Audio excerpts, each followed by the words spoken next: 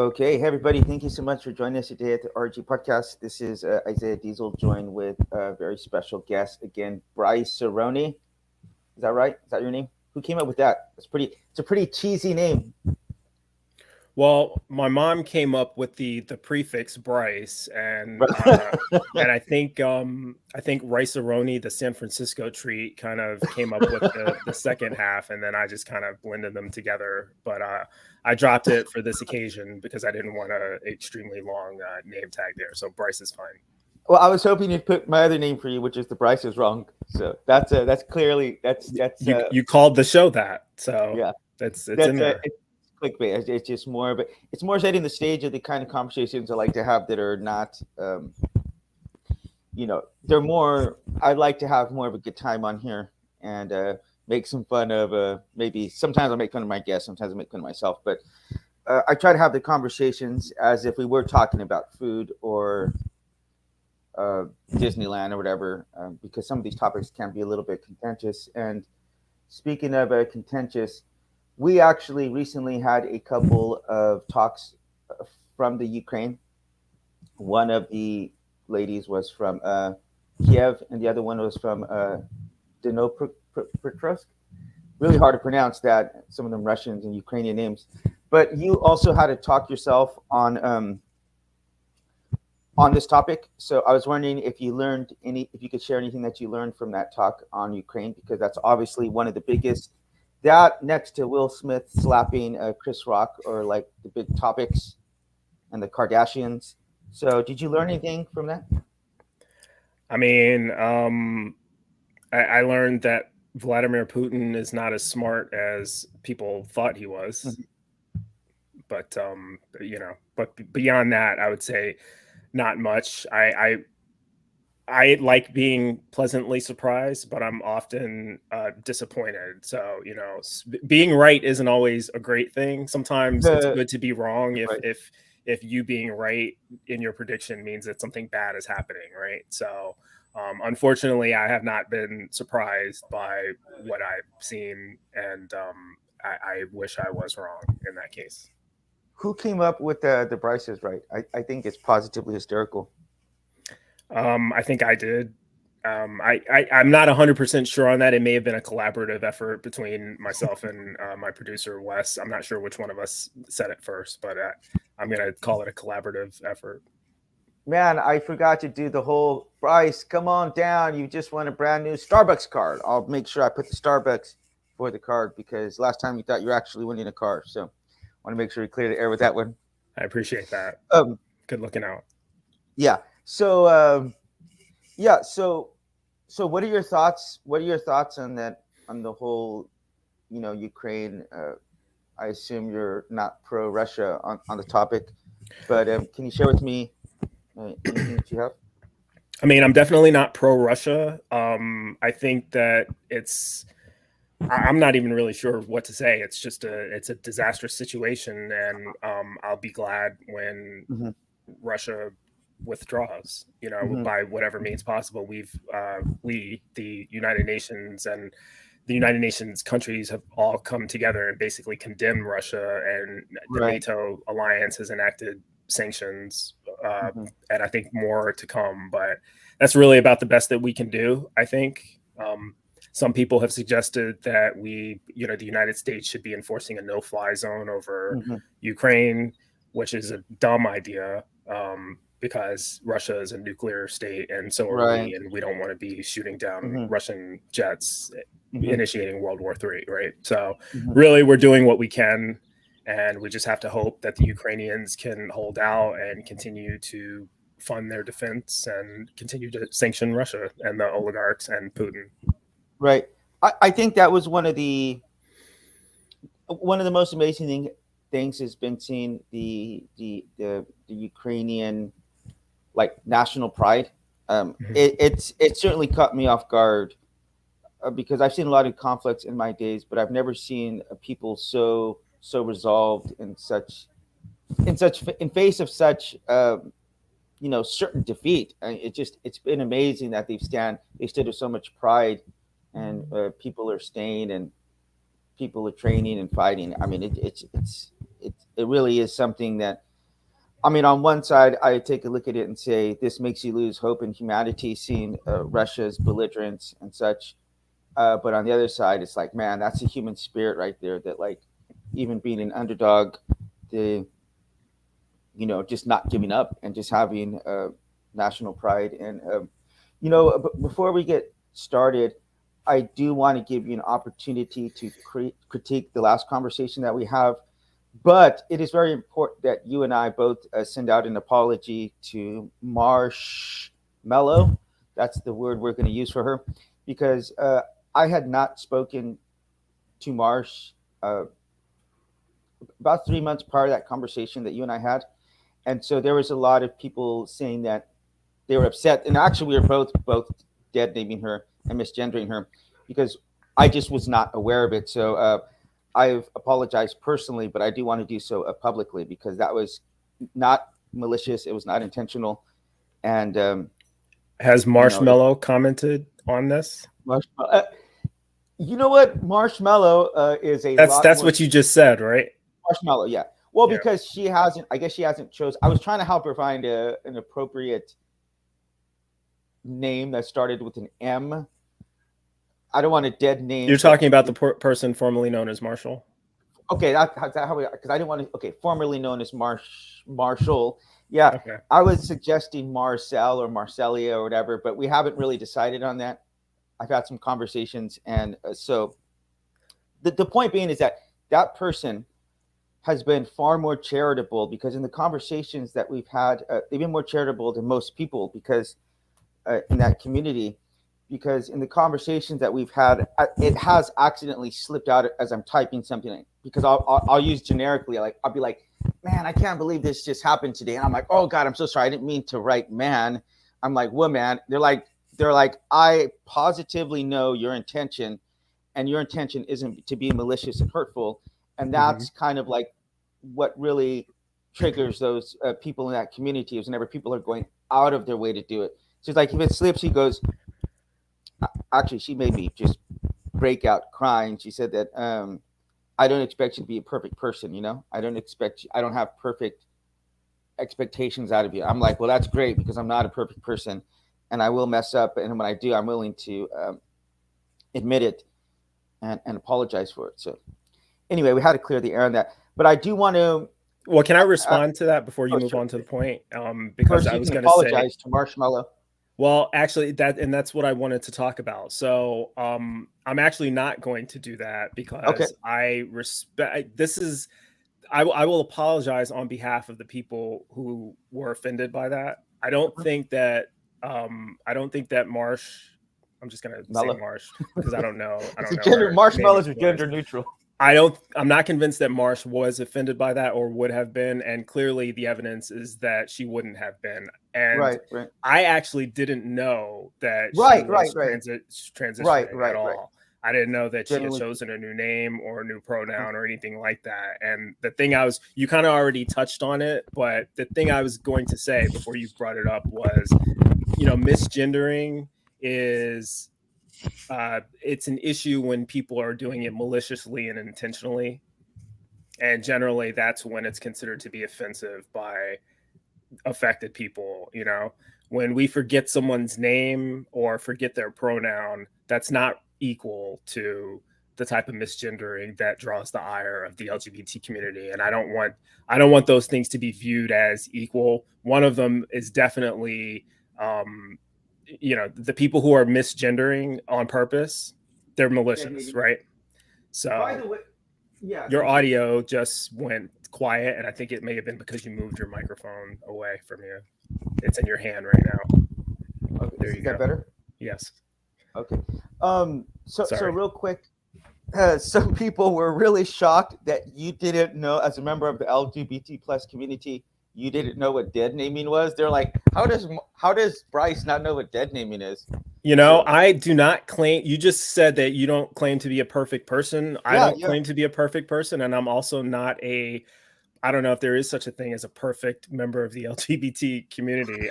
There's a lot of things about the LGBT community that I probably don't know. I'm not sure I would be able to tell you what all the letters are in LGBTQ plus, which is why I say Aluminum P. You say Aluminum P. See, That's well, it's not that, I'm sure, but the point is, individuals, just because you are like Mhm. bisexual doesn't mean you necessarily know Okay. what pansexual So or transgender or what these other, because they're yeah, everyone has a unique kind of situation and a unique label that's to them, so yeah. You know um what? And I do want to touch on that later on and not all black because people know each other, by the way. not a, well, all Sorry. Koreans know each other. Then that's kind of something that hi. This is a good guy, Mr. Podkowski. I think he's from Podolski, whatever. That's from Poland. So Poland are taking a lot of people from the Ukraine. So kudos to them. But so so I do want to talk a little bit about that later on about identity and whether or not it's okay to try to force people to accept your identity. Uh, we will touch on that later on, and a little touch a little bit about pronouns and such. But for right now, I do want to give you a great big thank you because you took the time to one, you took the time to talk to me the first time. Said, oh, J Pod. I'm sorry, his name is J Pod. Um, Jacob Podolsky, however you say his name. But you took the time to have the first conversation with me. And a lot of I got a lot of heat for that conversation. Like a lot of people were saying some really horrific things about me because of that conversation. But I tried to have that conversation as honest and open as I possibly could, even sharing details about myself that are not completely comfortable. That's not, I don't like talking about these things from my past, but I think it's necessary to move these conversations along to show vulnerability. But but one, you said you wrote me, said, I don't think you're being intentionally malicious or hurtful. Perhaps some of the way I speak, maybe it does come off, and we'll talk a bit more about that. But but then also you took the time to send me some critiques and some follow-ups. So I want to say really, really appreciate that. But if you could take the time to repeat some of the points that you said about maybe some of the things that I said either were off base or off color, or I'll give you You're putting me on the spot now because my memory is not the greatest in the world. So I don't. This was a while ago when I sent you that. I think I wrote you an email. yeah, So I yeah. don't actually remember what my critiques were because I don't remember every point that we discussed in the conversation that we had. I think Okay.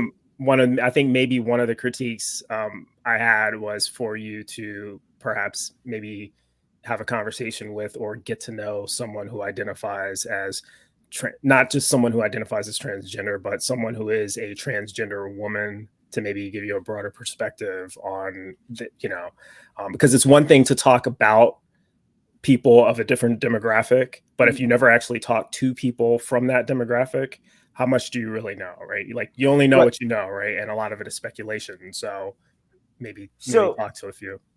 okay, so right off the bat, I am gonna push back a little bit with that because the people from this community that I've encountered, with exception to Marshmallow, because Marsh and I before they had, and I don't know how to either discovered or decided.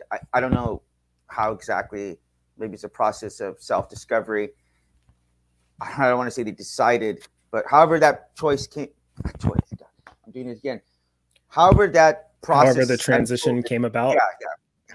I do try to be sensitive because I understood, and even saying the first time, I'm like, oh, when she decided to do this, I'm like, well, maybe that's not the wordage they want used. Anyway, the point being is that we had been having long, extended discussions, sometimes patiently and sometimes impatiently with me. Sometimes for 2 hours, sometimes talking 12 o'clock at night, and I'm very grateful to that person. And but other people, I mean, I could pull up my email and show you some of the conversations I've had with other people, and they're thinking, and I do have to write this. It is a very fascist way of thinking. It's we believe this. You can't question anything about it. If you do so, you're hateful. And if you agree, and you know this, Bryce, you know this, what's been said about me.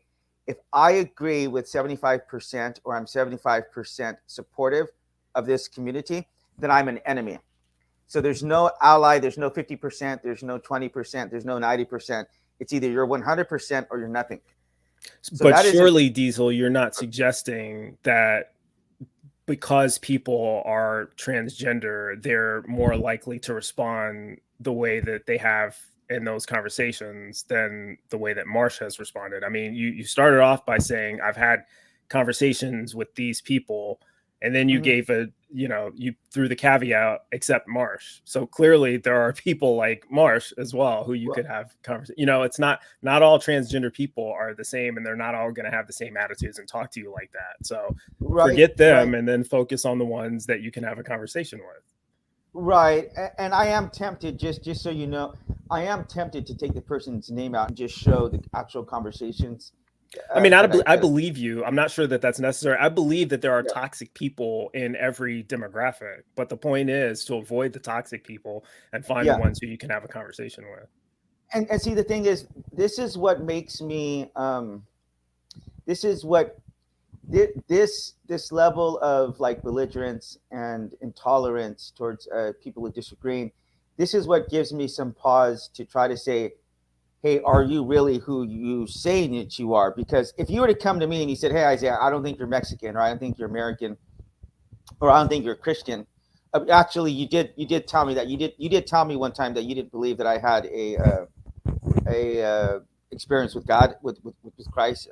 I will. We can talk about that later on, but the point is that I would give you the opportunity to because I know who I am. I'm confident in who I am, and so with people from that community, it seems like they say I don't want to get triggered, or you can use language that would really upset them. Like if they really believe who they are, they really should put this out there and you say, hey, we're willing to have discussions and we're willing to be patient in answering your questions, because some of this is really, it just really is, just generally speaking, it's really confusing to your average people if you're cisgendered or you've never encountered this before. So And you so just said something really quickly about me that I want to correct because I yeah. don't think I don't want there to be any confusion about what my actual position is. Uh-huh. There's a difference between me saying I don't believe that your experience, whatever experience you had, Uh-huh. was indicative of reality, Uh-huh. and saying that you're not a Christian. Like those are two different things. So I probably did say that I'm not convinced that any supernatural experiences where Right. people have actually talked to a God are, indicative of reality. But that doesn't mean I believe that they're not Christians. I think obviously I believe that, people who actually believe what they're preaching are Christians. I used to be one. So Right. Right. so I wasn't I don't accusing want to you of get caught not up being on a that point. Christian, but The greater point, thank you for correcting that, but the greater point is that, look, if you really are who you say that you are, you should be willing to have discussions and be willing to let people test it. Like because people say this a similar thing about Christianity, like the truth shouldn't need to hide from questioning. So yeah, this truth is should really stand up to scrutiny. yeah, absolutely. And I'm not saying that because I want to I'm not interested in trying to debate anybody with whether they are or they aren't, you know, whatever they say that they are. My issue more is if you should force other people to like adopt your pronouns or to accept. Um, so let me start here. I don't know whether or not a trans woman is a woman. Okay, I don't know. I don't believe that's the case, but I may be wrong. I put it up on the air that I could be wrong on this topic. Um, this is why on Twitter I had a debate with another like a trans woman, and they're just, you're ignorant, you don't know anything, you don't. I'm like, okay, that's the case. I might be ignorant. I need to be educated on the topic, right? And if that is the case, if I am ignorant, but that person, uh, she told me that that she, is a woman, and so, but then they don't want to, they don't want to have conversations where you might question that or ask questions. So I don't really understand. I really don't understand that. Maybe, and you don't. I know you don't speak for the community, but maybe you can speak a little bit to maybe what's going on in their mind. Well, I can't speak to what's going on in someone else's mind, but I Right. could suggest that maybe the in order to answer the question, you should first consider the definition of the term that you're using. So Uh-huh. you said you weren't sure whether a trans woman is a woman or that you Hmm. don't quite believe that they are. The Hmm. obvious follow-up question to that is, what is your definition of a woman? Well, that's obviously that's a whole other that's a whole other and I'm not okay. I'm not I don't want to have that actual talk with you right now. Okay, I'm not trying I'll to just do I'm not it trying this to way. unravel that. I'm not hold on, I'll I'm not just do trying it to this way unravel. very quickly, because the way that I resolve these kinds of issues, just look up the definition of the word woman in Google and look at all of the options and see whether or not the person's usage falls under one of those options. And you don't have to accept that definition. You can, pick and choose a different one. But the point is multiple definitions exist. And if you Right. choose not to acknowledge one, that's your choice. If the other person does, then they do. So there's no one correct answer, in my opinion. Right. Oh, so another point I wanted to make with that is that she asked me, she said, well, you said that trans women aren't women. I said, no, that's not what I said. I said, I don't believe that's the case. Now, could I be wrong? Absolutely. I absolutely put it out there in the universe that I could be wrong on this topic. But if you ask me, like I told you this, right? If you put a gun to my head and say, I'm going to blow out your brains unless you believe this in the next 10 minutes, and I tried with all my might to force myself to believe this, that's not going to change whether or not I actually do accept that. Now, I could be later on convinced, either with science or with reason, but you calling me a bigot, or I'm not saying, I'm just speaking in general, but you or anyone else in that community calling me a bigot or hateful or intolerant, like that's not going to move me towards that direction at all. I can guarantee you that. That's just going to isolate me even further, And so the solution to that is have conversations Sure. with people who is not going to result in that. Right? Sure. Yeah. I do want to. If you have any last thoughts on that before we transition, probably need a. What another word we could use for transition? That's going to sound bad. Maybe I'm just using that. We know what you meant. You're overthinking this. I guess my final thought on that is, according to Google, one definition of woman is a person with the qualities traditionally associated with females. And in my estimation, that would include trans women who present as women, so therefore they're women. But again, words don't have meanings. Language is amorphous, and definitions are subjective. So sure, and as anybody knows this about flipping over to the dictionary, is that words change. You know what I mean? They change with time, and so you could use. I'm sure if you were to go back, 300 years ago to England or something, they wouldn't consider certain types of women who we'd consider like a biological women. What does gay mean? Gay? Yeah. Oh, gay. Okay, you're just making the point. Gay means happy, right? Right. So except that it doesn't. It used to mean happy. Now it means homosexual. So I say homosexual people are happy. They tend to be happier than other people. I was talking about the changing in definitions of terms. Right. I'm trying to pull up these questions right now. Do you need my? I think the first question you want to ask me has something to do with the church and whether Christians have a role in national or state law. But was that one of the questions you understood, by the way, Bryce? Yes. Because apparently you didn't understand all my questions. You understood that one?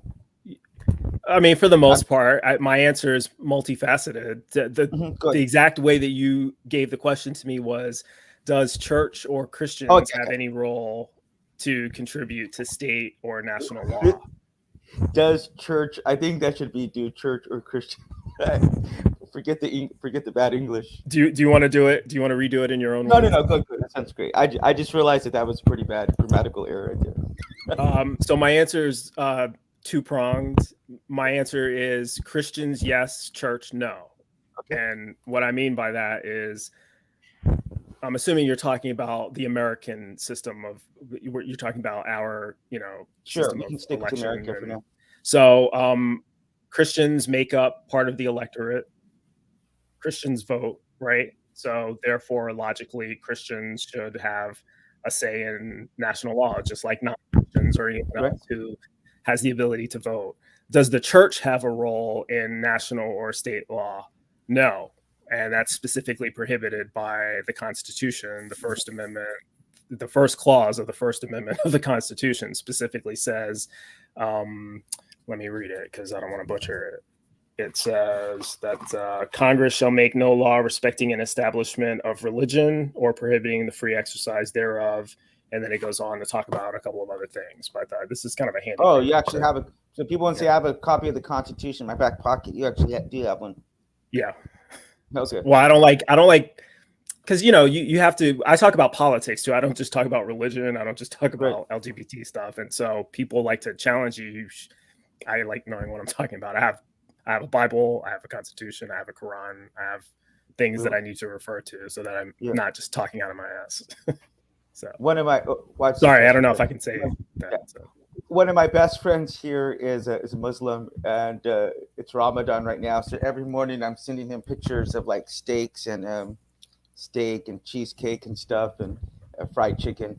I mean, we're really good friends. We make fun of each other all the time. Our religions. That's how close we are. But it is Ramadan right now. So anyway, so okay, so you had mentioned when talking about Pat Robertson, you said that he'd been hosting the 700 Club for 150 years, which is, I don't think it's accurate because like television wasn't invented 150 years ago, but it's pretty dang close. That guy's older than God himself.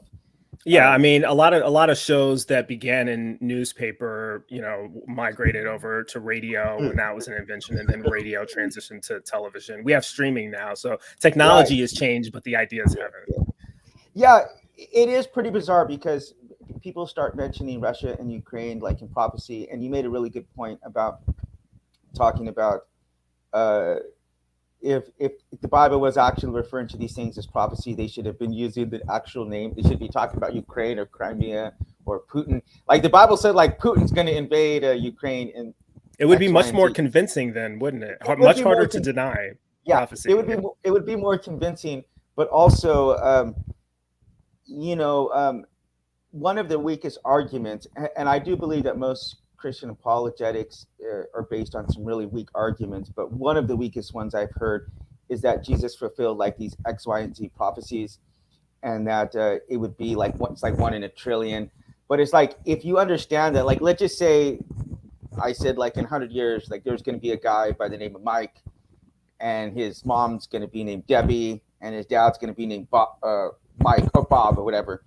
And then that person appears 100 years from now. You would think that that's like an incredibly accurate prophecy, but the reality is that no one else before that who had their, would have even been would even been a part that you could consider for that. So like I'll give you an example.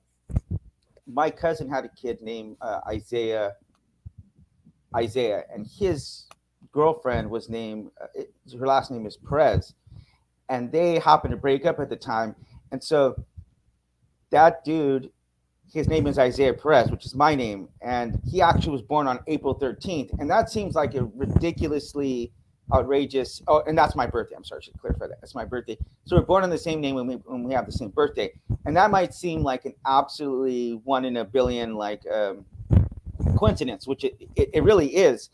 But whenever you're talking about some of these things, like let's just say, one of the things Jesus says about Jesus, he's going to come from like Israel or Bethlehem, or he's going to be from the tribe of, David or whatever, the same line. Well, anyone else anywhere around the world you wouldn't even be factoring that into this, equation that you're trying to figure out who it's going to be. And then, quite frankly, a lot of the things that Jesus was doing in the Bible, it actually says that he was doing them to fulfill prophecy. So let's just say it says that guy was going to write like a screenplay, the guy who's born in that year. Well, and then you have that name. Well, obviously you're going to go and write a screenplay. So there are better arguments to make. This is one of the weakest ones about prophecy. So when people get really caught up about Putin, or, as you said, they were saying the same kind of things under the USSR. So I try not to read too much into what's going on as far as biblical prophecy, or try to factor that in there, At the risk of diverting the conversation towards biblical prophecy, I will just agree with you for the sake of moving forward. Obviously, I agree that prophecy is not a good metric to establish validity of biblical claims or any other religious claims. unless, as you said, it's making something like very, very, very specific that couldn't possibly be done like intentionally. Yeah, if it's a self-fulfilling prophecy, it doesn't Right, count. right. Yeah. So But so I do think I could list probably the weakest and dumbest arguments, but on the for Christian apologists. No, actually, right above that would be the Shroud of Turin, because there's a guy by the name of Antangelo who actually says the Shroud of Turin. And he's not even a Catholic; he's a Protestant. But like in the best case scenario, what does that prove? That Antangelo proves, says a lot of ridiculous things, no, but and that is he talks about that the most. Like in the best case scenario, that proves that somebody at some point of time got wrapped in a cloth. Like, how does that prove that that's Jesus? How do you like? What kind of jump are you making there?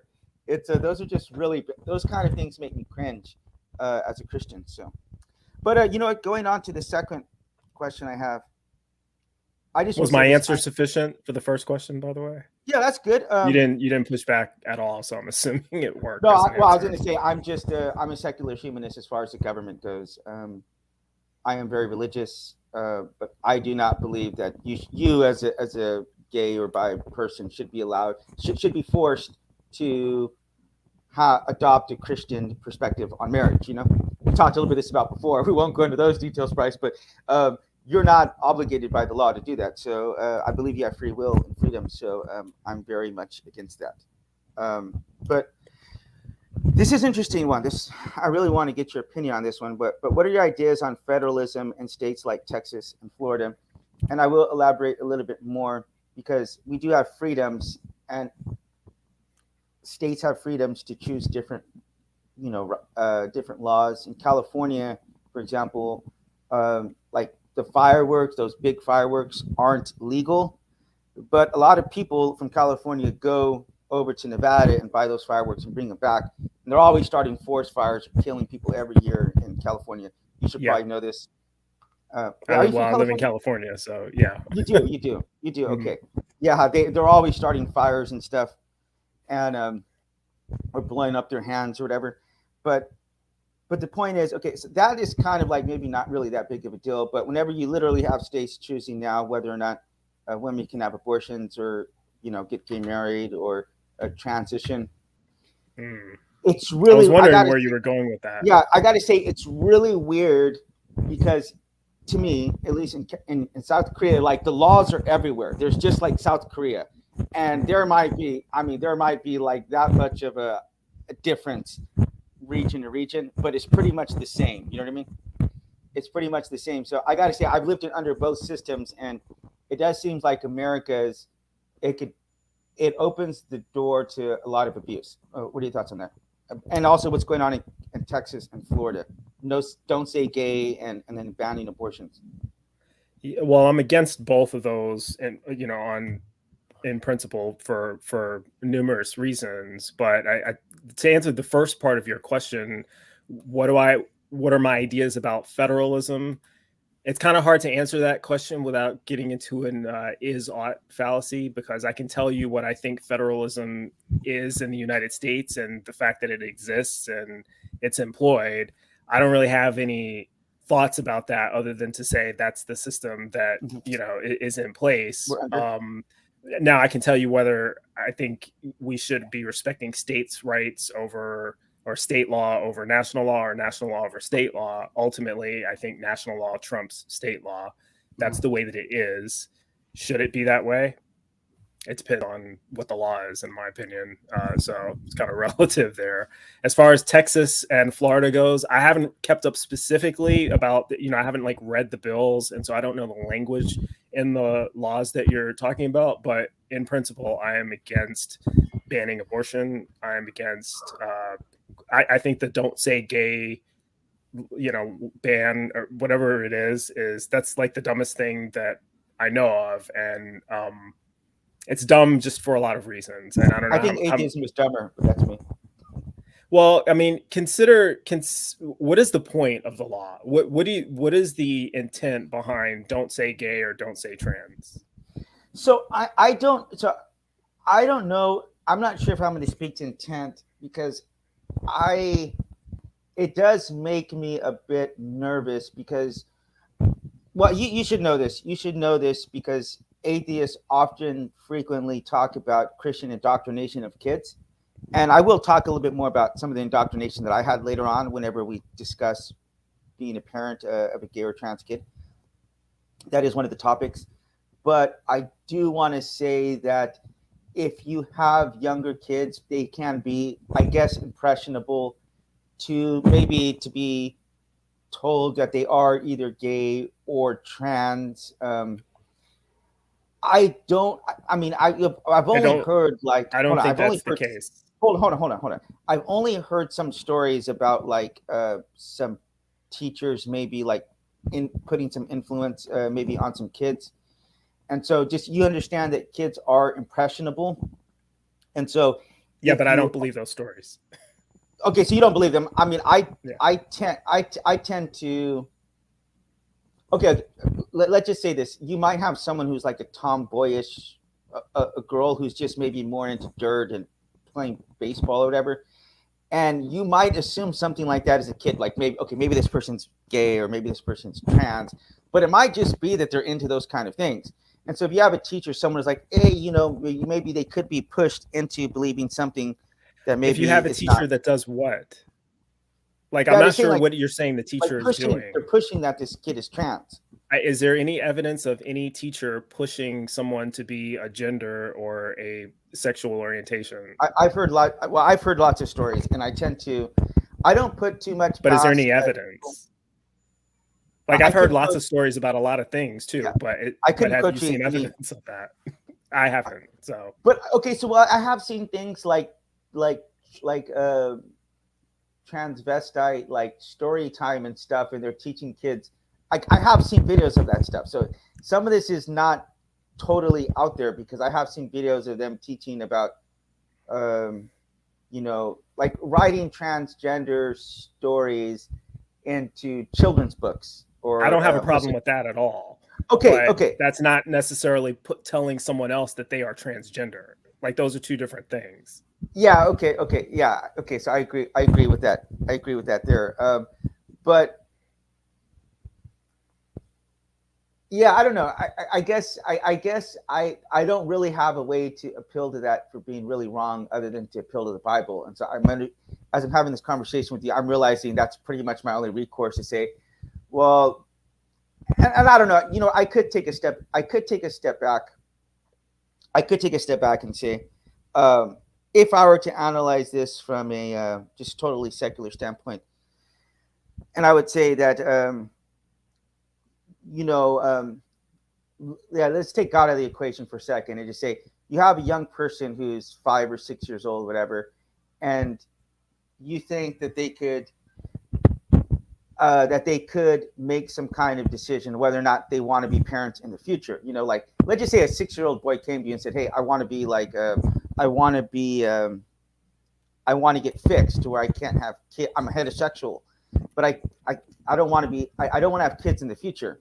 Like we wouldn't give that kid the surgery under those circumstances because that's something you literally have to have some kind of life experience to try to figure out who you are and what you really want in life. And you certainly couldn't do that at 6 or 10 or maybe even 18 years old. I mean, I wouldn't think you could really figure those kind of things out to your release in your later 20s. You know, so these kind of things, it doesn't make sense. Like, okay, it's quite a bit of a different story to say if someone's going to transition as an adult than as a kid, because I could vary as many stages as I mean, believe it or not, I used to want to be a rapper whenever I was a kid. I used to have dreadlocks all in my hair, and I used to bleach my hair. I mean, I was into a lot of different things. Can I give you an answer? Sure. Because Yes, I think that's why you're here. You're okay. Here. So the question that I'm trying to get to resolve to see what the answer is are we talking about adults pushing the idea of sexuality or gender identification onto children? Because it sounds like you were talking about that. But when I hear your examples, it seems like you're talking about children identifying in a certain way and adults either acknowledging it or not. And I think that those are different. I think that if the concern is about children making a decision, that adults have to figure out how to address. That's completely different from adults pushing ideas onto children to try to turn them transgender. I don't think that that's a thing. I think that that's a bad faith argument that's not realistic, and no one actually believes that that's happening. And there are stories, I agree with you that there are stories, usually coming from the far right, that this is happening all the time and that it needs to be stopped. But there's no actual evidence for that when you investigate that. We can't produce the name of a teacher who is teaching this as part of their school's curriculum that, you know, they're going to talk about transgenderism to children. I'm just not aware that that's a thing. I think it's a bad faith argument that's not relevant to anything that's actually going on. But when we're talking about children maybe deciding to come out, or maybe that they want to transition, or they think that they're the opposite gender, that's a different discussion. That's a legitimate discussion to have. And that is where the don't say gay or don't say trans bill fails, because you need to talk about that if your child comes to you and says, hey, I think I might be gay. I think if they're a boy and they think they might be a girl, why would you? Maybe that's not a conversation for teachers to have, but certainly they should be able to refer the. Certainly, they should be able to refer the child to their parent, or you know, and there should be resources available if the parent has no idea how to approach it and wants to talk to a counselor or something like that. You know, so I just don't think it's a helpful bill in any realistic scenario. So I'm not going to debate you on this topic, because obviously you feel passionate about these kids, and you know they're members of your community. So obviously, well, it's not, to be honest, Isaiah. It's not really an emotional thing. This is just purely a logical perspective. Well, I'm looking for evidence, and when people are concerned, when they want to make laws to make you stop doing something because they fear that something bad is happening, I want to see evidence of what they say is happening in order to see whether this is a good law or not. And that's all I'm doing. And so this is why I can say I'm not going to debate you, because obviously California is a lot more liberal than somewhere like Texas. I've went to school out in the Midwest, and those just completely different way of thinking. Just like living out here in South Korea, you know, it's different ways of thinking. And so maybe having some laws that better fit inside of the areas people are. Maybe people can live in different cities or countries, states. Maybe that is a good thing. But I do want to ask you just your opinion. And I said, I'm not going to debate you on this. I just want to hear, like, what do you think a school's curriculum should be? And I also believe that you believe they should be allowed to talk to kids about transitioning. And you also believe that kids should be able to transition. Is that correct? Well, this answer to the second question, should kids be allowed to transition? It depends on the child. It depends on the parent. It depends on the age of the child. There's a lot of, I think, I don't like blanket statements. I think that these type of things have to be taken on a case-by-case basis. There's so many variables to look at. So I'm not against children transitioning. That's my baseline. And as far as whether kids should transition, that would depend on the individual situation, right? As far as teachers and, transgender people being included as part of the curriculum, I'm not sure in what manner it would be included. I mean, if we're talking about 5 and 6, what do you think? Well, if we're talking about 5 and 6 year olds, I don't remember being that being an area of discussion or an area of interest for a 5 or 6 year old who's not thinking about sex or gender at all, other than, which restroom that they need to go to. However, once you start getting into your later childhood years, where you could potentially have transgender kids in your class as part of comprehensive sex education, I do think that they should acknowledge the existence of transgender people and gay people, and the way that sex education, if it's even taught at all, because some areas don't even teach it. They teach like abstinence only or nothing, right? Which is that's kind of bad in my opinion. That's very bad. It's very bad. Sure, but if you're going to have a comprehensive sex education curriculum as part of your middle school, usually middle school we got it in curriculum. Elementary. Pardon? We got it in elementary. Well, yeah, I think it was 6th grade or something. Yeah. So that's I gotta tell you something really funny. We'll let you get back to that. But So my parents are ministers, and they were like super, super, super. Like, you ever have sex, you're just gonna die, like on the spot. Type of. I mean, that's extreme, but I remember when I was like in fifth grade, we got into fifth grade, and all the sixth graders were telling us about sex ed, and they're like, "Yeah, they get it. They show you these naked women, and you get to see da da da da da da da." And so I was so excited, but I knew there was no way in God's green earth that my mom was going to allow me to see this, right? So I was so dejected because you got to come, you got to check the yes or no, right? They give you a paper for consent, and I took it to my mom, and I'm just like, here, just check no, and and and so she signed it, and I looked, and I'm like, oh my God, she checked yes. I was like one of my proudest moments as a kid, but And your most disappointing moment is when you had the class and then they didn't show you pictures of. No, we did get to see it. We did get to see it. They actually show a child getting delivered. It was I'm almost threw up, man, watching that as a kid. But yeah, I saw that too. The point is, the point is though, is that that served as some kind of substitute for my parents. It is so utterly bizarre. I can't even make sense of it, that like my parents wouldn't have those discussions with me themselves rather than delegating that to the school. Like, I remember, this is so embarrassing. I mean, when I tell you this, like, I remember watching videos like in fifth grade, and showing like some animals like having sex, and all the other kids were like laughing and stuff, and they knew exactly what was going on. And I remember sitting there as a fifth grader, like, I remember I asked them, like, hey, what are they doing? And then everyone started laughing at me. It was so embarrassing. I really do think Christianity and Christians have failed in a lot of different ways, but I do think that this topic in particular is the area in which they fail the worst, because they like delegate all of this sexual stuff to like the darkest corners of yourself. You wind up suppressing it. And like, I tell you this, going to Bible college, like 95% of the guys there were all like addicted to porn, and so it's just not surprised at all. Yeah, totally. It's probably the case. Probably 95% of guys in general, probably across the board, Muslim, Jew, atheist, probably all. That's probably something most guys struggle with. But I would say that people who are inclined towards the clergy are probably, my suspicion is that they would be more inclined towards abuse of pornography and all of these other things.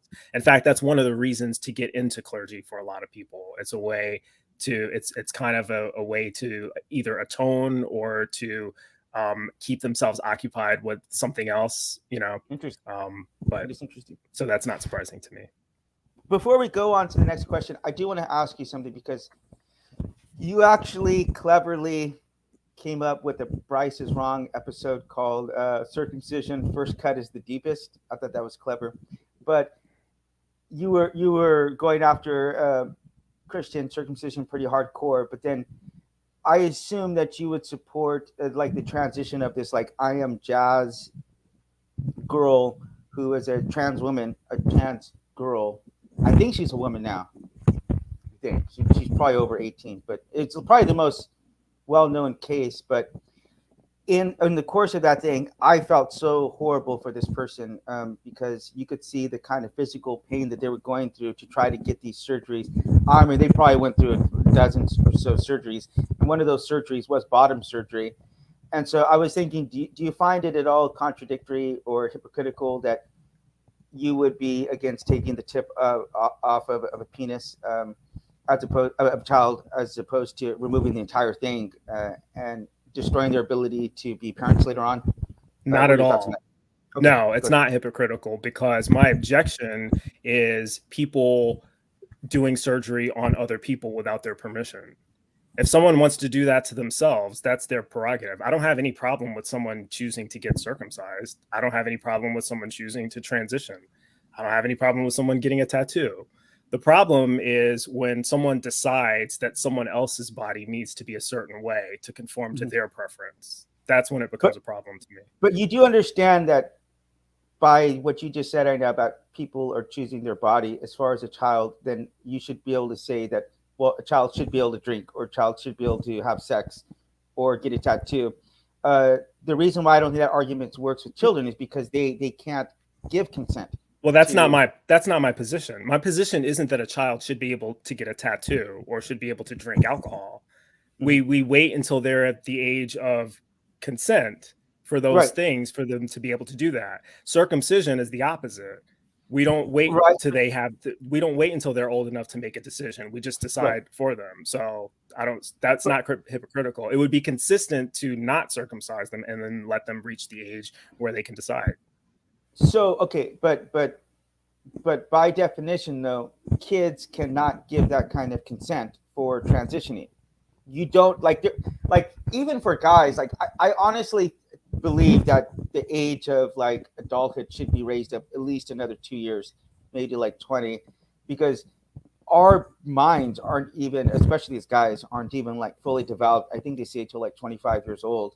So Mm-hmm. I honestly don't think most guys start getting any kind of sense till about the age of 30. I was a early bloomer because I got divorced at 29, so that started a path of self discovery. So I was a little bit ahead of the game, but really that's around the age that most people are can start making sound decisions. Correct. So to allow like a 16-year-old or a 15-year-old to Well, hold remove on, their hold on. Let's look at what you just said there. The brain is fully matured on average at about age 25. That is correct. I study psychology, and that is a true statement. Therefore, if we're going to be intellectually honest and consistent, the age of consent for drinking, driving, having sex, joining the military, transitioning, everything should be 25, right? You would agree with that? We should raise the age of consent for everything to 25. Driving, all of that. If we want to be consistent, then probably yeah. Honestly, Okay, but do I you know actually that's believe that? Is that your position that the at age least 20? I believe it should be raised to about 20. But the brain is honestly. not fully mature until 25. Why would you only have it at 20? That's 5 Well, years of okay. developing that. Well, because look, the thing is, but the reality is that some people, I mean, I know 40-year-olds who still think like a 16-year-old, so um, that obviously is going to vary from person to person. But Yes. the thing is, we could pretty much make a safe bet that no 7-year-old is going to be able to tell you in concrete terms who they want to marry, who they're going to be attracted to 20 years from now, So, or no, but the 7-year-old can tell you who they're attracted to right now. We're not concerned with 20 years from now, but they can tell you who they're attracted to right now. Though, right? they might not be able to have kids later on. That's my biggest issue. My biggest issue is whether or not you're going to be able to be a father or mother in the way that I believe that God intended you to be, and that is just, God, I mean, I just cannot imagine making decisions like that at 7 years old. For me, my daughter. I'm not aware of anyone transitioning at 7 years old, though. You're not? Or no? Are you? I'm not. You're the expert on this topic, Bryce. That's why I'm not aware of it. So if I'm not aware of it, then maybe it's not happening. Okay, transitioning. I'm sorry, transition. Moving on to the next topic. What do you think about the current Supreme Court nominee, and what do you think should be in the litmus test? And what's her name? Like Ketanji Brown Jackson. Yeah, I'm pretty sure you're excited about her. Well, I just watched the confirmation hearing today, so I'm happy that she got confirmed with. She did. I didn't even know that. Yeah, Mitt Romney, Lisa Murkowski, and Susan Collins all voted yes. So that's 3 Republican votes. So Kamala Harris confirmed her, and she will be the next Supreme Court justice. So I think it's great. I guess you want me to elaborate on why I think it's great. Sure. I think you asked me about her. I don't know too much about, I haven't dug into her legal cases. I think that was the job of Congress to do. So I have not done this with any Supreme Court justice. From what I know of her, she's one of the most educated people to ever hold the seat. She's one of the most qualified people to hold the seat. She's the only justice that served as a public defender. So that'll be refreshing to have someone who has that kind of experience on the bench. And she's obviously the first Black woman to ever hold the seat in the 240 years history of the United States, right? So for all of those reasons, I think it's good, and I'm happy. I had no idea. Part of it, I just woke up right now, so I haven't really checked all of the news. But obviously, I just don't live in America, so a lot of this stuff, I will say, there's a lot of ignorance on my part. How do you feel about it? I guess I'm curious as to why you included that as one of the questions, because that doesn't seem related to the LGBTQ. But Well, it so I figure actually you is. must have some feelings about it in order to include that as a question. I think, I honestly, I mean, I'm not into politics one way or the other. I'm probably 55, 45% more liberal than conservative. I think both sides have some really idiotic positions, and they have some good positions as well. Both sides thinking they're 100% right is not good, but I think it's really weird. I mean, maybe this question shouldn't have even been asked, but I thought it was really weird. She couldn't even answer like, "What is a woman?" That's just I thought the that's question just was dumb. bizarre. I Maybe thought okay, that the maybe it's a question dumb was question. bizarre. Maybe that is. I mean, I don't really see what relevance that had to do, unless They've they're never. talking Well, about I can tell maybe. you, Isaiah. I can Hold on, tell hold you. on. Let me finish, and you get in Okay. here. Maybe it might have to do with because they were thinking in advance if some of these oh crap. Oh, right, it I hope came that down. wasn't your phone. No, no. Um, the well, I actually caught that. My light was falling down. So unless they were thinking about maybe in the future what might occur as far as like bathroom rights or sports or whatever, if those could potentially come up, maybe it was a dumb question. I just think it's weird that somebody couldn't answer that question. It seems it's not really so much. bizarre. It's that she shouldn't have answered the question. So she was tactically correct in not answering it because it was a bad faith question. It was a stupid question, but it was a bad faith question meant to trap her into a specific definition so that they could go find some case that she was a part of where her decision was inconsistent with whatever definition she gave. And that was the only reason they asked the question. It was a trap question. And it does ultimately relate to the people who are against transgender rights are all on the right. And it was a right-wing person who asked it, right? No one ever asked Brett Kavanaugh or Amy Coney Barrett, what is a woman? No one's ever asked any Supreme Court justice a question that dumb before. And that's how you know it was a bad faith question, because it's totally not relevant to what she was doing. But go on. No, are you done? I'm sorry to interrupt. Yeah, I'm done. There's always a delay here. So a couple of things. One, not everybody who opposes these is on the right. That's just not true. I mean, there's some of this just comes down to just plain science and psychology. Like, you don't need to invoke political parties one way or the other on that. No, I was just saying that the people who asked her that question were There was the Republicans who asked that question. None of the Democrats asked her that question. So in our talk, I was asking you if you could transition to being other things, and apparently that's something you didn't exactly like, and Oz definitely didn't like, and a lot of other people didn't like. But I can tell you this: some of these groups who are, I would consider them either very transphobic or on the borderline of being what you would call transphobic or trans exclusionary. They go onto this campus, I believe it's Washington State, and they're like, okay, so this guy, he's clearly cisgendered, which means like biologically the same as your gender. But he's clearly whatever. He's just clearly like this 5'6" guy. So he's like, all right. He's going up to these students like, all right. So what if I tell you that I'm a girl? And they're like, all right. They're like, I could get behind that. And he goes, all right. What if I tell you that I'm Chinese? And they're like, all right. Well, maybe you have some distant ancestry. Like, okay, I could believe that. He's like, all right. What if I tell you that I'm 6 feet tall? What if I tell you that I'm a 6 feet tall Chinese woman? And these students at school have to sit there and like, well, in what way do you feel it on the inside? And it's like, whenever you start to question one thing, because I just interviewed Kenneth Leonard of Talk Heathen, and he was talking about how faith could be dangerous because once you open up, like, it's like a dangerous can of worms to open up. Because once you open up having faith in one thing, you could justify having faith in other things that maybe might be hurtful or harmful. So jumping off that same line of reason, if you do start, and you do say that we have to accept someone who has transition, then why am I not going to be able to apply for like a Korean American scholarship? Or why should I not be allowed to cross other lines like a 17? Why shouldn't I get a 17-year-old? Do you want me to answer that question? or I do you just, want to? Because we I'm just did talk telling about you. it before, but I can answer it again if you Yeah, want me good, to. good. I know you, but you say you said it. You can make this transition, but you can't transition on anything else.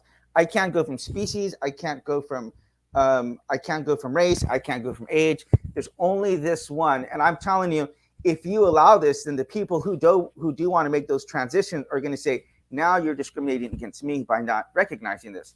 So I do think I do believe that using the same line of reasoning that he has, it is going to open up a whole other can of taters that can be harsh. But go ahead. And I'm going to say, one, I don't like slippery slope arguments, that they're fallacious because these are not real problems.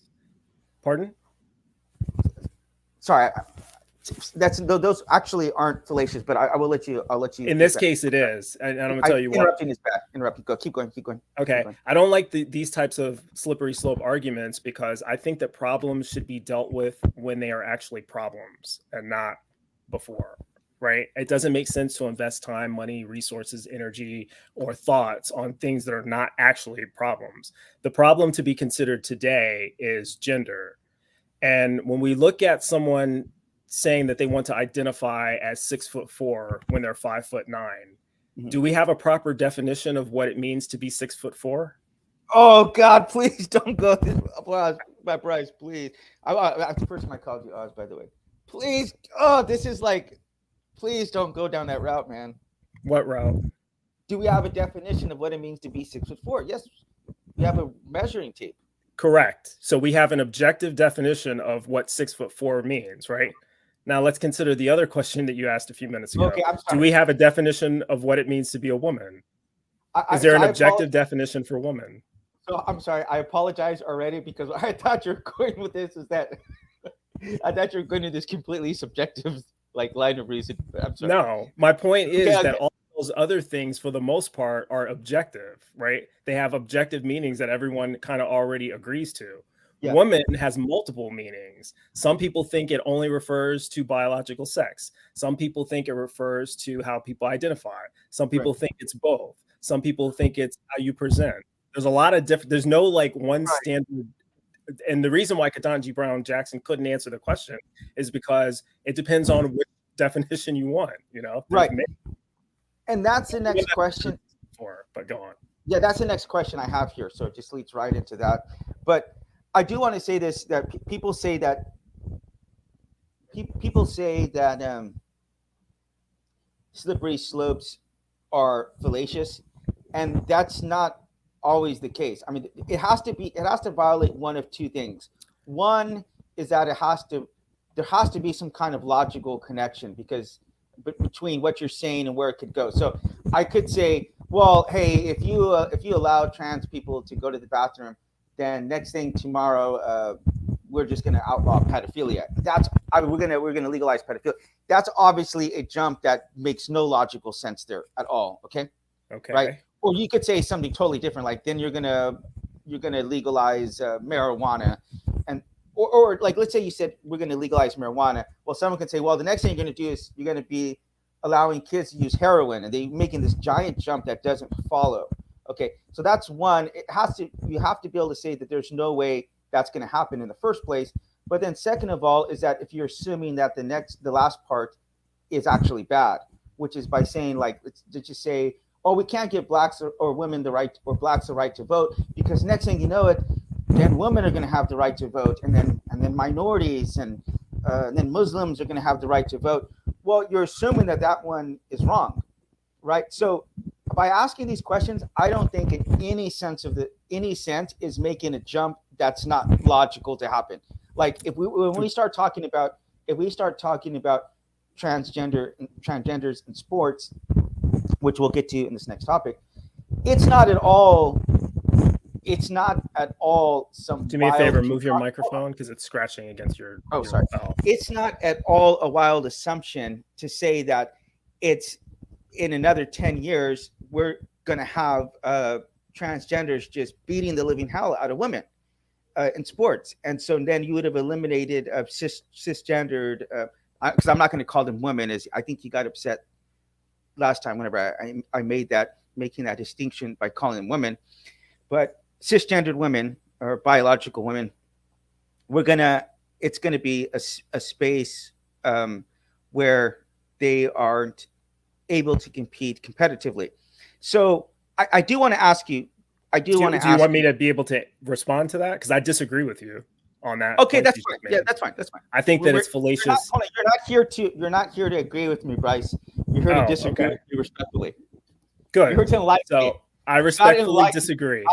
Okay, please, please. Yeah, I think it's fallacious either way because, and the thing that makes it fallacious is that there's no evidence to support the truth of the assertion. When people say, if you allow this, it will lead to that, there's no evidence of that. We don't have crystal balls. We don't know what will lead to what. So it's not just about whether there's a logical connection between the two things. It's about whether the assertion is true and whether we have any evidence that it is true or reason to believe that it is true. Okay. And in all of these cases, we don't. Okay, so then let me ask you. Let's look into a crystal ball, and this is purely hypothetical because if this doesn't happen, then I'm just wrong, and this is never going to be an issue 10, 20 years from now. But 10, 20 years from now, we have transgenders dominating. Would you not think that they should either have their own league, or if it is something like competition, like swimming, let's just say, for example, this Lia Thomas case, I'm under the impression that like everyone should be getting accommodated, right? So if Lia Thomas is competing against biological women and she wins the gold, she should get a gold medal, but the biological woman, the cisgender woman, should still be able to get their gold medal and silver. So it's like, not that I think they should be able to compete alongside, because that, if I'm being objective and if I were a trans person or if I was a member of this community, I would think I would want to be providing the solutions that are not going to piss off the rest of the people like me who are maybe somewhat neutral. I would want to be as accommodating as possible. And part of the problem I have with this community is like, you either accept 100% of what we say, or you're just a racist, transphobic bigot. Like you're just a hateful person. So I object to you asserting that that's a property of the community. I don't think I've seen it firsthand. It's you accept everything that we have to say. Isaiah, you haven't seen every transgender person firsthand. You have not. Bryce, did you see Oz's response to our conversation? Did you see that? Is Oz a member of the transgender community? No, did you see what people were writing in the section? No, I believe you. I totally believe you that people were writing some terrible things about you, but you're missing my point. That's not the transgender community. You're implicating the community based on your interactions with this group of people, a specific select group of people. That's not necessarily indicative of all trans. It's like me saying, Jewish people are all going to accuse me of being anti-Semitic because I'm anti-circumcision. That's not the position of all Jewish people. That's the position of Jewish people who are beholden to this particular tradition, who are, militant about it. But I wouldn't say that, the Jewish community would all accuse me of being anti-Semitic, because that has not happened. So I'll let you get back to what you want. Yeah. Okay. Good. No, that was all I was going to say on that point. And you said a couple things before that, but I forgot at which point you wanted me to speak. Okay, so in 10 years from now, if we find that transgenders are eviscerating women in sports, what would your response be at that point when we see this prophecy that I'm giving right now? You talk about prophecy isn't real. That's a prophecy I'm giving right now, that if we continue to allow this without any kind of checks or balances, and I said maybe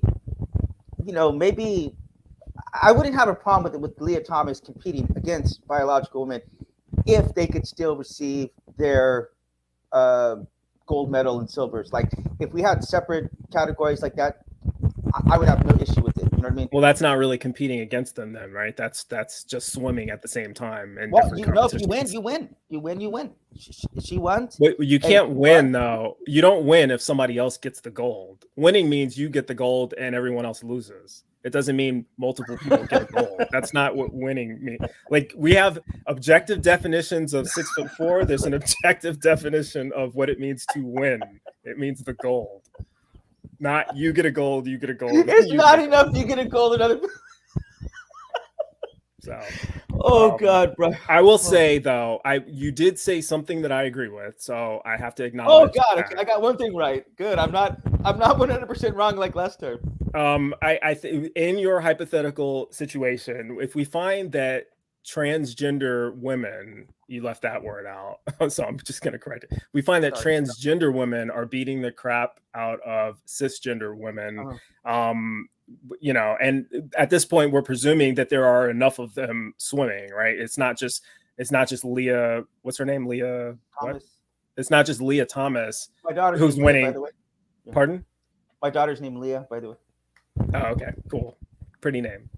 Yeah, but I'm assuming that the idea is we're going to have a bunch of transgender women competing at that point, right? Mm-hmm. Maybe at that point it would be worth revisiting the discussion to see if we should establish a separate league. I'm not against this idea in principle. The reason I'm against it now is because that's not actually. Yeah, sure. Thank you. Appreciate that. But the reason I'm against talking about that now is because that's not the situation now. Right. That's a fear that people have about the future. Okay. You know, Touché. It's almost an irrational fear. It's almost so. I don't think it's irrational at all, but I get what you're saying. Let's address the issue as it comes up. Okay. And now, in the meantime, I would say this, and I didn't go into enough detail on this the first time around, but I said, look, if you try to say tomorrow every gas car is outlawed, you're going to literally destroy your entire economy because our economy is based around petroleum. Okay, so you're not going to be able to grow food properly. You're not going to be able to transport the food, et cetera, et cetera. So there might be some stages in which you need to get this done. And so for me, what I was trying to talk about, like an intermediary stage with that would be, which is what I said, which is to have like maybe separate categories or. But that doesn't work right now, though, because we don't really have enough people competing to establish a separate category for. No. I'm saying Leah Thomas. I believe Leah Thomas should have gotten that goal. Okay, I do. I'm not gonna take that away from her hard work and everything. I'm not saying that. I'm saying the person who came in fourth is gonna sit there and be like, dude, this is freaking unfair, and then they're gonna get transphobic. That's gonna make them transphobic. Even if they weren't before, this is a real world. It's a real world consequence that is happening to this person, right? Yeah, I mean, I don't know if that's true or not. Maybe that will happen. Did that happen in this case? Like, did the person who came in fourth in the race she won the gold say that? Well, okay, so let me just tell you what I saw yesterday. The cyclists, all these women cyclists said, we're going to boycott this next event if this transgender athlete is allowed to compete against us. All right. So at that point, they really had no choice but to kind of like disallow this. This is in the UK, by the way. And so they really had no choice but to, because it's like, what are we going to do? We're going to offend one person, or are we going to offend everyone else, or we're just not going to have an event? Well, it depends on how much money they want to make. That's what the decision will come down to. Well, yeah. Talk about not winning a race. It's going to be pretty dang boring seeing one person race around the circle of cycling by themselves. Well, they don't care how boring it is. They only care about how much money they're going to accrue from having the broadcast. And if it's boring, then that suggests that they're not going to make a lot of money, right? So that's why the powers that be make the decisions they do. It's not because they give a darn about transgender people or anti-transgender people. Yeah, but another swimmer who was, I think what happened is they tied with Leah Thomas for like 5th place, and then Leah Thomas was the only one getting the trophy, and I think they only let her like pose with it. They're like, oh, we'll send you the other one later on. So she said that, look, in private conversations, this is something that a lot of these cis women are saying. This is not fair. We don't want to have to compete with this. But if we come out and express ourselves, then people are going to say you're transphobic. You just hate this person. That's what they do. You know, you're hateful. You're X, Y, and Z. They'll say all these things, and it could just be the case. Look, for the sake of the transgender person who's out there, I don't think that this should happen because I know that it's going to cause people to become bitter. So, for example, the person who was in 17th place says, now I can't compete in this event. So I would say in that kind of scenario, run another separate event where, say, 2 transgender people entered, you would still be able to have a 17th and 18th person enter. So they wouldn't have lost their spot. That's all I'm trying to say. The cisgender women shouldn't be losing their spots because of this, at least for right now. At least maybe I would love to see in the future they have their own leagues, their own sports, and they're just respected and left alone by the rest of society. I really would like to see that, generally speaking. Yeah, I mean, I don't really have much to say about that. I don't really have much of an opinion on this because I'm not a competitor in any of these sports. I think the opinion of the people who actually do these sports probably matters a little bit more. So I would be interested to see what they have to say about it. If they express that opinion, then maybe that's something that they would do in the sport. But I don't know. Yeah. Well, I think we're still trying to figure this out. But I mean, in the meantime, we should just have some grace and charity, I think, as we do. So I do want to ask you this question. This is related, but you said that sex and gender are different. Okay. That's what you said. I don't completely agree with that, but let me enter in your world for a second. Why would you separate sports or bathrooms then by gender and not just sex? Like, you know what I mean? Why does it make sense to separate based on gender rather than your actual sex? Because that's the whole point of having different bathrooms, is because of genders. Sex is irrelevant. Everybody pees and everybody poops. I think I read that when I was like, that might have been the first book I read as a 3-year-old. but I'm pretty sure it all goes down the same pipes, right? So yeah. It's, it doesn't matter if you're male or female. The process of using the bathroom is the process of using the bathroom. It's because people don't want to share the same space with people who look different from them or who they have preconceived ideas about as far as sexual interactions, that people want to be perceived as looking like other people around them and feeling more comfortable with people of their gender. So it's about personal comfort and personal familiarity. That's what gender is really about. Gender, people identify as specific whatever gender they do is because that's how they feel comfortable. They feel comfortable as a male or as a man or as a woman, or non-binary. But, people, when it comes to going to the bathroom, I personally, I don't matter. Let me ask you, have you ever gone to a unisex bathroom before? A public multi-gender restroom? I've told you about South Korea, what we have here in South Korea. So I forgot.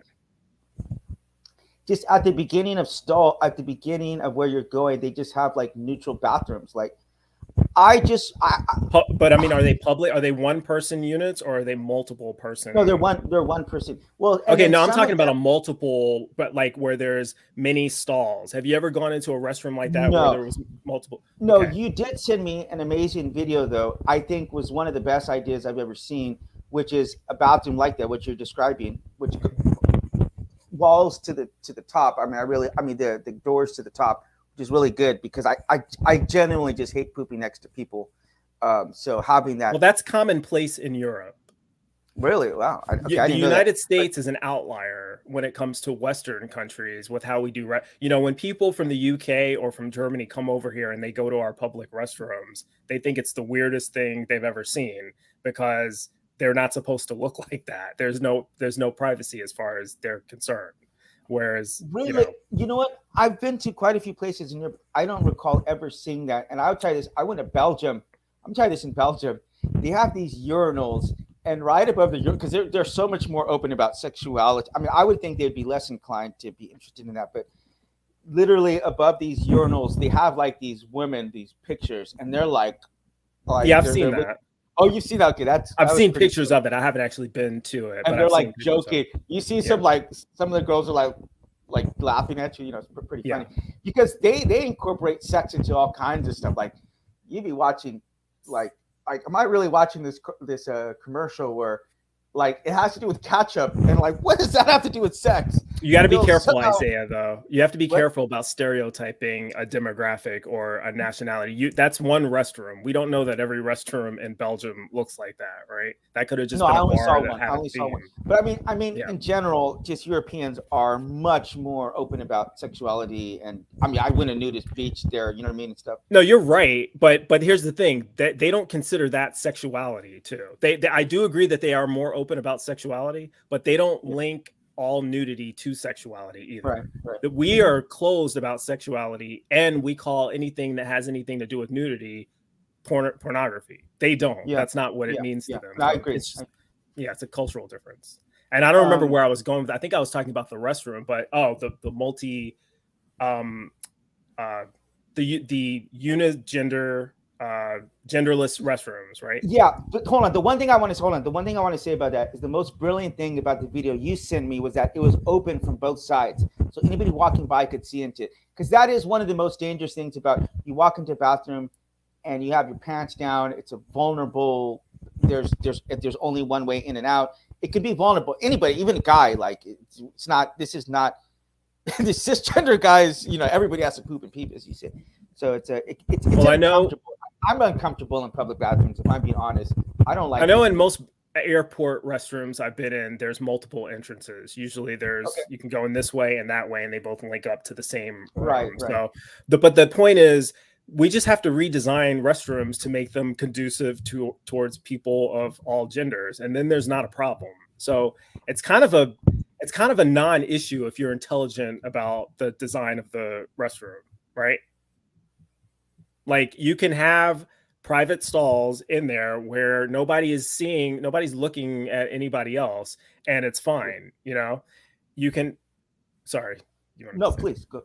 No, so you can have that. You can also have the option where people can go to single unit restrooms with just one Yeah. person, and I then you really lock like. the door. I really like that idea. So you have both. For people who are not comfortable in the open one, where male, female, man, woman, Yeah, non-binary, whoever the hell wants to use the bathroom, they can go in that one, and there's a bunch of other people. yeah, Or yeah. if they're not comfortable with that, then they go to the second one over here that's just a private room. And if everyone did that, then this is a non-issue to me. I really want. Like I think that we need to set up some porta potties, and just have the trans people go into those ones because no, I'm just that's a bad joke. But no, I believe everyone. It is a bad joke, and I could see you getting flamed for it. So not by me, But hey, but I mean, if you guys want to be accepted, you guys got to take some jokes like everybody else. I get bald jokes. I get fat jokes. I get Christian jokes. I get facial hair jokes. So you got to be able to take a joke every now and again. But if you want to be a part of everyone else, just a part. It's a part of. You're going to get roasted every now and again. People are going to make jokes about you. That's just the way it is. That's life. Get used to it. But no, but really, genuinely speaking, I would like to see everyone being able to go into the bathroom and use it safely, carefully. And I don't know why. It might be Christians or why start talking about women, maybe being or children maybe being sexually abused in these bathrooms. I think it's really idiotic because if that's really something that we're interested in, the most likely place you're going to get abused is inside of your home, inside of a church. You know what I mean? Like at your friend's house on a sleepover. Like that's just realistic. We're being realistic.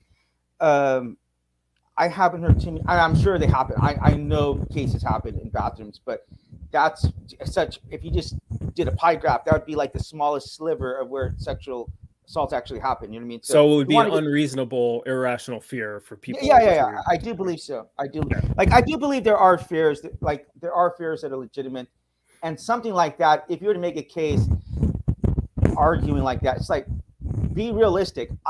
This is a really big topic. I've told you this contributed to my gender and body dysmorphia I experienced as a kid, having my sexuality developed at the age of 5 years old. But that that needs to be talked about, because me not talking about it and me being ashamed of it and having eventually coming out and everybody calling me a liar when I came out with this almost 30 years after it happened, that was so hurtful that people just didn't believe me, even after the person's dead, et cetera, et cetera. So I think we need to be having a more open and honest conversations, goodwill and with charity as far as these go. But so does that mean that you're against the "Don't Say Gay, Don't Say Trans" bills? Because it's kind of hard to have open and honest conversations if you're not allowed to use certain terms and talk to people, right? I generally believe that those conversations are best to be had at home. Like, I generally do not want the school talking about those kind of topics with my daughter. Like, I really don't. I'll have those conversations with my daughter. I believe that's. Didn't you say that you were disappointed that your parents? You said that you were disappointed that your parents didn't talk to you about that. Yeah. You had to learn it elsewhere. Would it have been better for you if someone else were there to talk to you where your parents were not? I'm not going to answer that question right now because I cannot answer that question right now because. Fair enough. Yeah. For a lot of different reasons, but I cannot. We'll have to go on to the next question. But I do have one last one. You skipped one too, but maybe we don't have time for it. No, this is the last one because we already talked about Leah, because I wrote her name Leah, Leah, and you were like, hey, her name's Leah, Lia. So pardon me, Bryce. No, same name, I think, same pronouncing. But what are some compromises that you think both sides can make? I really want to hear your opinion on this because I genuinely believe that the way that transgender activists think it's a very fascist way of thinking, because it's like it's not relevant that we just believe this. It's like you have to also accept what we believe in. Do you consider me a trans? Hold on. I know you're going to say that that's not everyone, but this has been my encounter with a lot of people. It's like, we're not going to compromise on anything. You guys accept everything we have to say, or else, or there's going to be held up here. We're going to cancel you. We're going to protest you. We're going to, do whatever we do online. So I just genuinely, what are some compromises that you think that both sides can make, Bryce?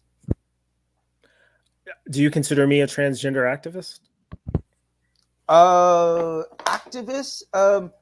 I believe that you're doing, like, I have no beef with what you're doing. You want to stand up for your community. And when I used the word agenda last time, you kind of got upset with that. I'm like, no, this is like, you should have an agenda, and it should be to promote these people's rights. I have no issue with that. You should be living up to your convictions. But am I a transgender activist? I believe so, yeah. Okay, so if I answer in a way different from the way that you said the transgender activists do, that falsifies your statement, right? If I answer in a way that makes me out to not be a fascist, then you will have changed your position about. Not really, because you are like.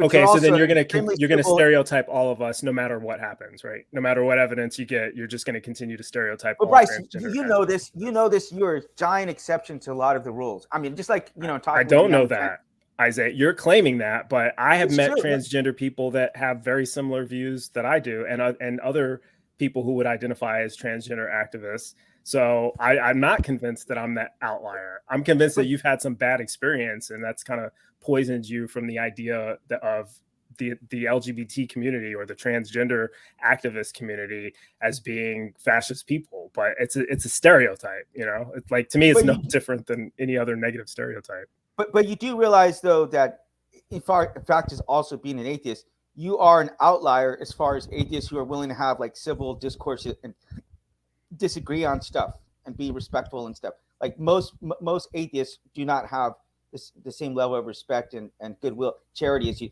You have charity. I mean, I love that. We might clash on some ideas. I really love talking to you, Bryce, because you're very reasonable, very intelligent. You're not very handsome, but I appreciate the compliments. I don't know if I agree or not. I don't know. I don't have any statistics to validate what you're saying or to deny it. So I'll just take your word for it. You're not handsome, then. Pardon?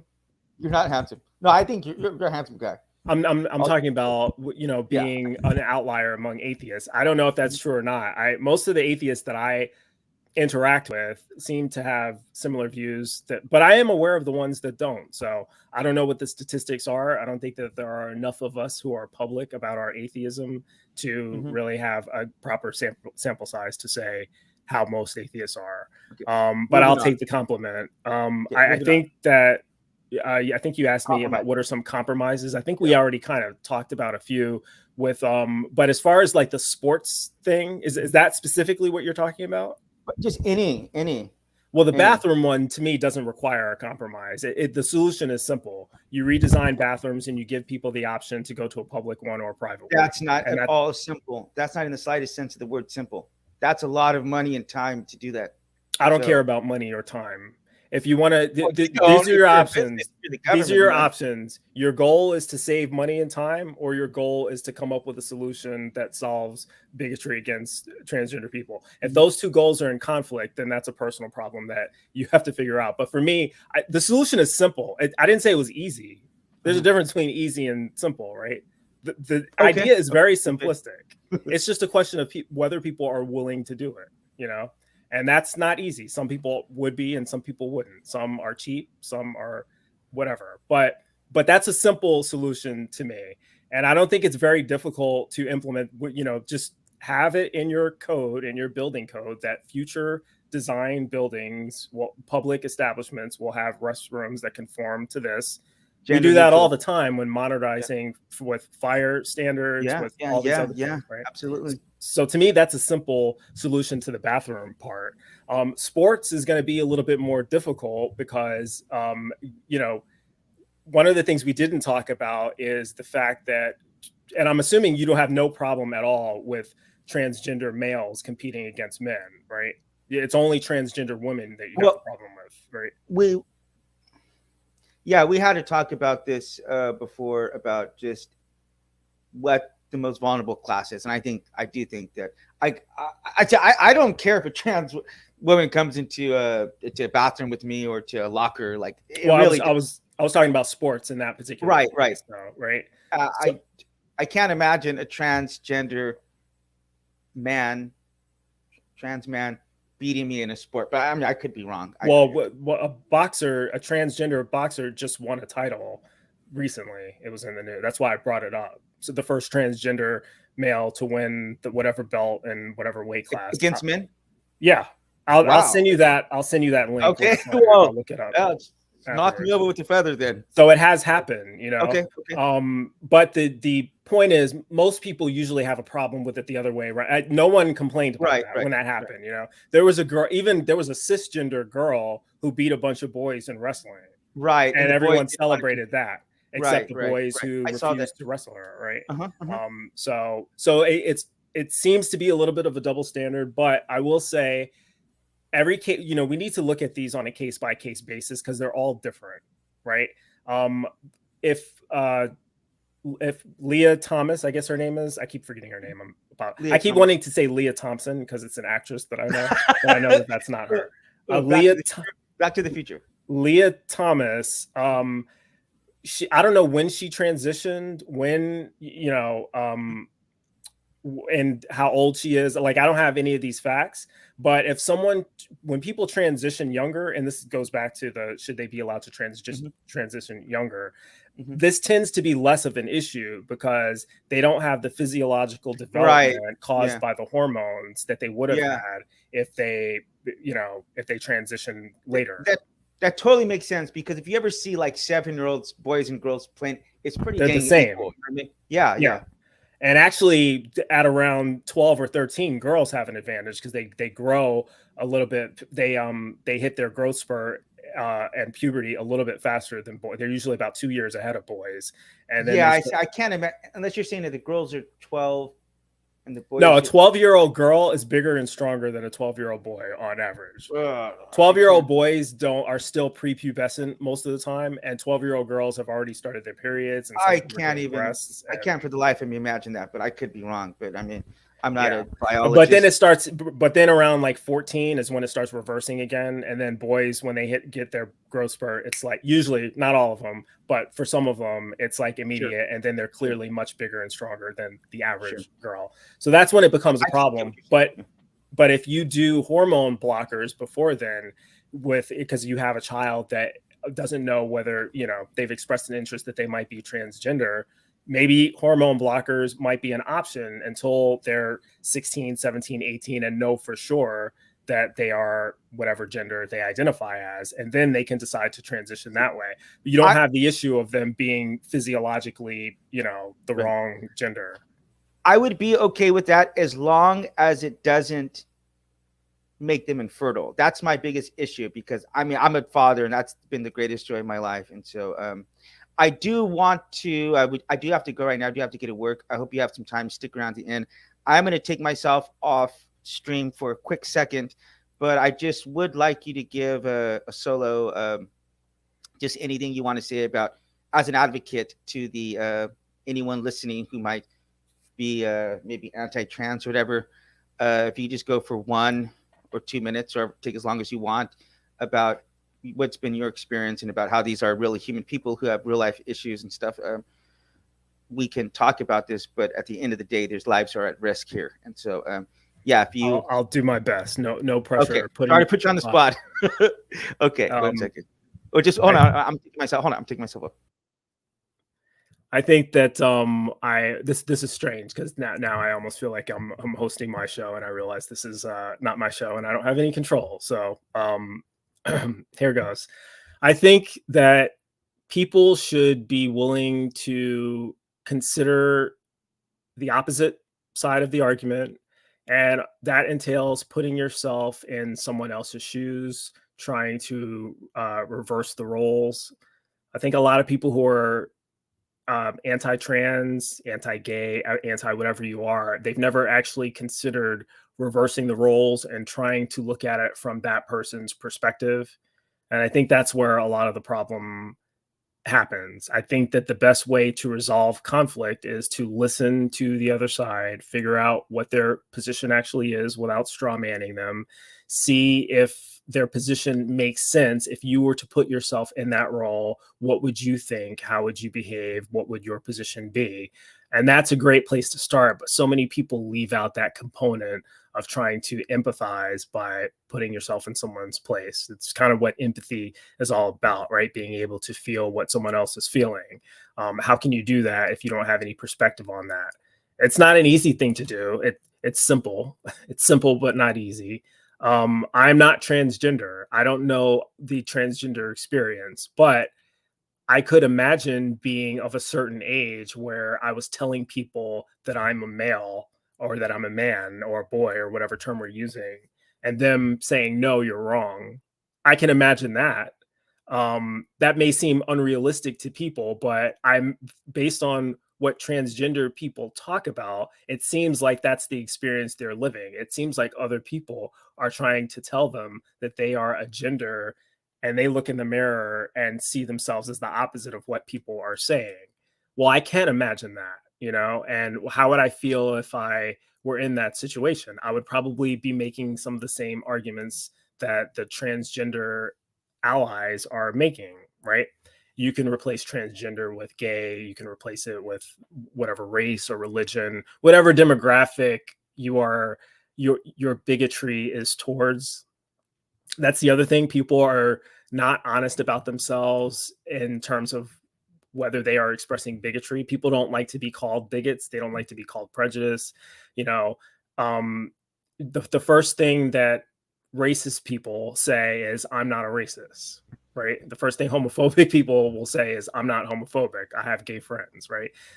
No one ever wants to be called the thing that everyone else recognizes them as. But if 10 people tell you you're something and you're the one that's saying you're not, that you're defending, maybe you should reconsider some of your positions. I've never had to reconsider my position on, I've never been accused of being a racist before. I've never been accused of being homophobic. I've never been accused of being these things. I've never had to come up with arguments to defend myself against these accusations.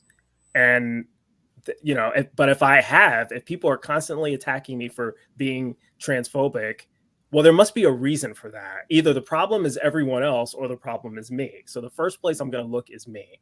Why am I thinking differently than everyone else? Why are they saying this? Is there any legitimacy to their position? Maybe I should put myself in their place and figure out where they're coming from. So that would be my advice. All right.